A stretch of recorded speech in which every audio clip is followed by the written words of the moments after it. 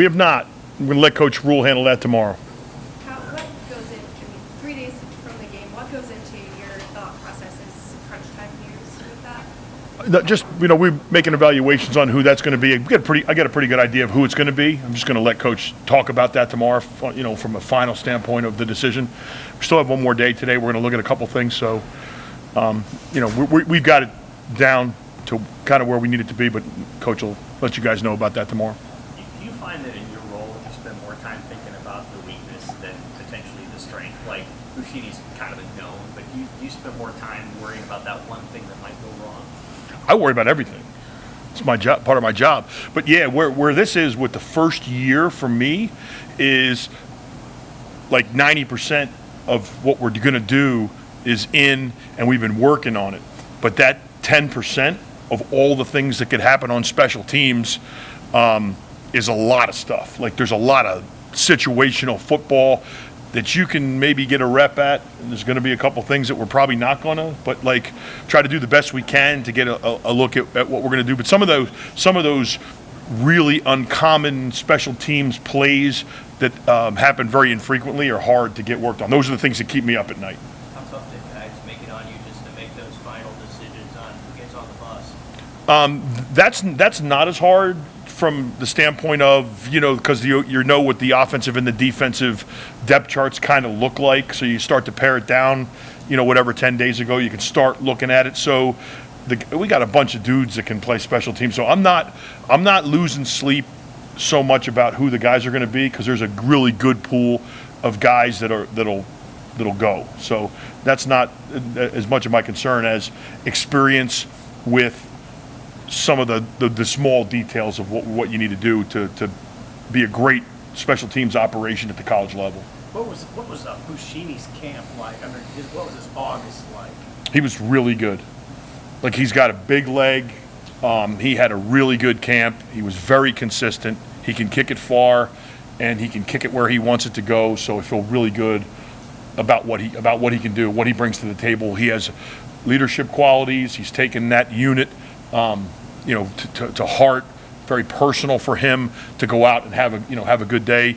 If he misses a couple of kicks in a rack, he's very critical of himself. But he's been really good. What did you think that call to have him do kickoffs? I assume he was the most consistent at doing it in practice, but how much do you take into consideration his value as a punter and just what you're risking by having him run down a kickoff? Yeah, that's a great question, Mitch. There's a lot to that. Like, we got some guys that can kick off, so I don't want him to have the pressure of the world on him to have to kick off every kick between his leg running down there.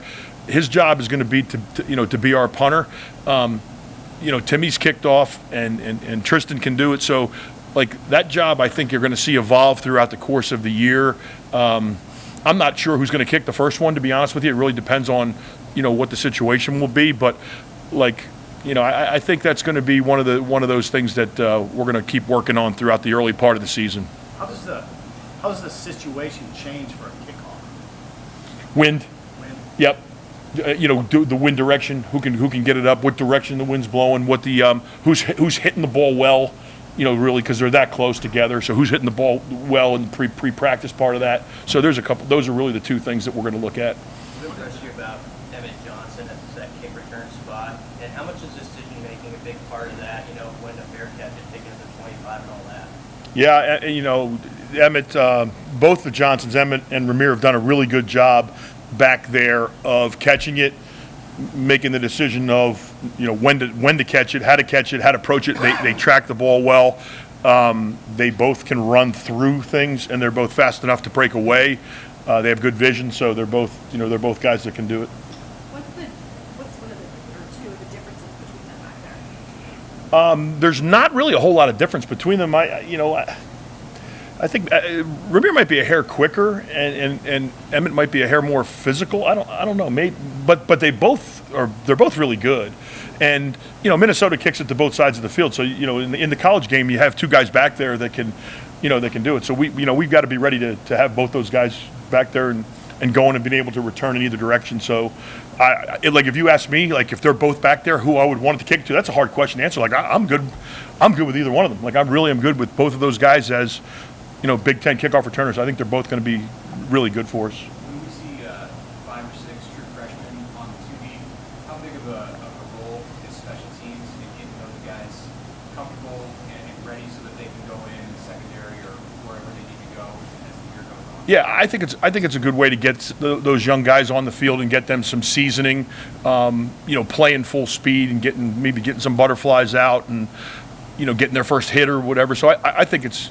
I think it's a valuable part of their development. I think it gives them confidence to be able to go out there and do whether their other jobs are. I don't know where they are enough on the other depth chart to know whether they're going to play their first play on defense. In the NFL, it was easy because their first play was almost always those young guys was almost always on special teams because you didn't have a lot of guys. So, I'd like to play the punt team with the black shirts and the single digits personally. But I think those other units against Minnesota are going to be, we might pop a couple young guys in there, see what they can do. With those black shirts announced, what's been the impact of that group of 11 specifically on special teams and the tone that they've set there? Well, it's great when you line it up and because you don't even really notice it until you get out there and you got the punt teams all black shirt, or just about all black shirts. So.